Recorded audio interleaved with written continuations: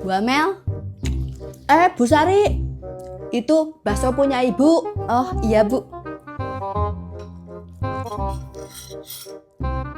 Bu, ini mangkuknya punya siapa ya?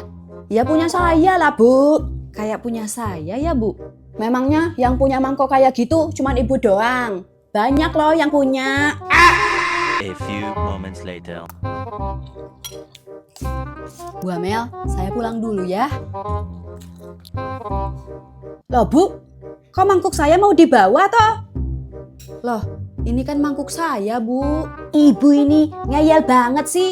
Udah dibilang itu mangkuk saya. Ibu jangan ngaku-ngaku barang orang dong. Fitnah itu namanya. Tapi ini beneran mangkuk saya Bu Amel. Soalnya ada namanya. Coba lihat juga yang itu bu.